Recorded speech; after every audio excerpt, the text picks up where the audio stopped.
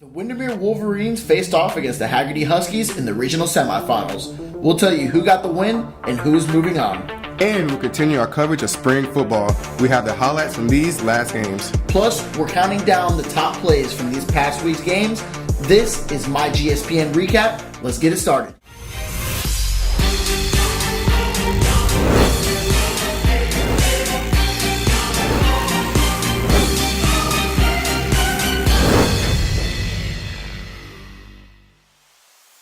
Good afternoon, guys. I'm Chris Gonzalez. And I'm Anthony Coleman. And thank you guys for tuning in for another edition of myGSPN Recap. And as you know, this show is brought to you by Central Florida ChemDry and GardenGrocer.com. That's right, and we have a very exciting show for you guys today. Oh, yes. With some recaps of baseball and spring football from this past week. But before we get started, I want you guys to go ahead and make sure that you guys are following us along on all of our social media platforms.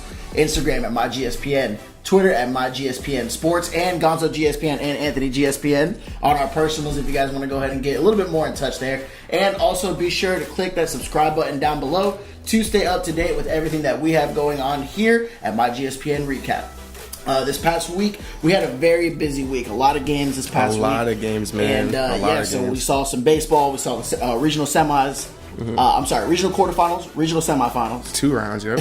That's right. And we went out to 2 separate football games for spring. Yeah, there was a lot of exciting action. Some of the best teams playing off against each other.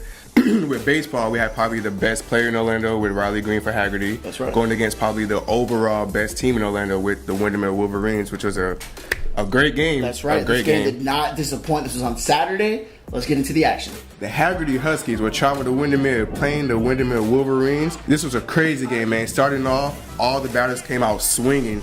Riley Green got on base first. Him in the battle with Bryce Huber was something to watch, man. But both teams came out swinging. It was early off scoring in the first inning. That's right. Carson Crossley for Windermere. He did go 2 for 3 with 2 RBIs, including a solo home run in the 3rd inning for the Wolverines. He hit a shot, man. That's right. And FSU commit Bryce Hubbard was on fire. He was on the mound all game long. He got Windermere out of some sticky situations, including a couple of innings where Hagerty did have runners on third base in scoring position with 1 out, and he got out of the inning without letting them score. So that was really wild to see. We also caught up with Coach Lassiter after the game to speak on his team's performance. We have a pitch count limit, so it was tough. We had to keep watching that. Obviously, and it was you saw getting some really of those goals. Yeah, I think we were at 97 going to that last hitter.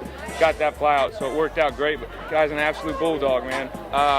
Timely hitting. Carson Crossley hit one about a mile down the right field line for that solo shot, and ended up being the one that obviously helped us win the game.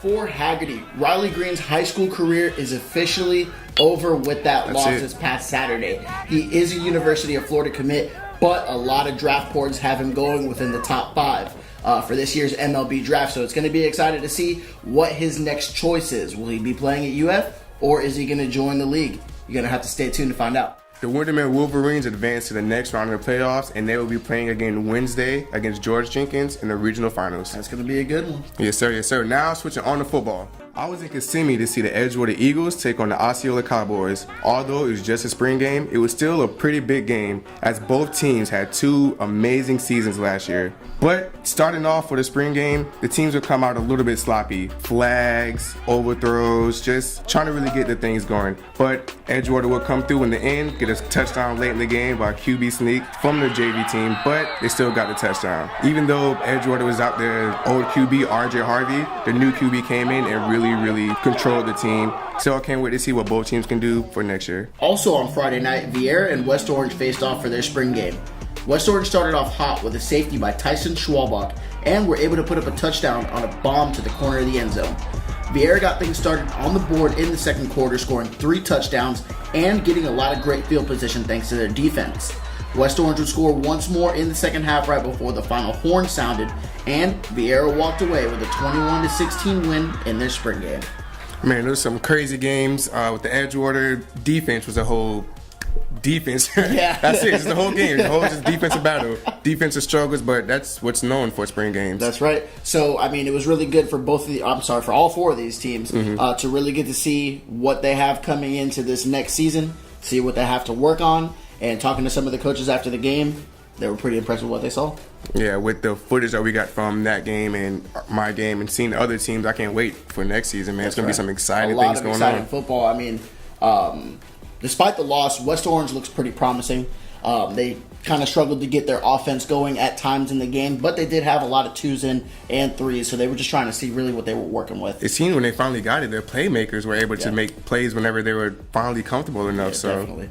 So it's going to be really exciting to see some of those local area teams duke it out this next season. All right, guys, it is now time for my favorite segment. What is it? Top 5 plays. Hey, let's go. Let's get into it. Coming in at number 5, Lakeland versus Venice, and the top running back in the nation, Demarkcus Bowman, with this nasty hurdle right over this defender here. And I mean, you can just see the look on my face after this happened in the clip. Nasty, Lord, that thing was a stank on it.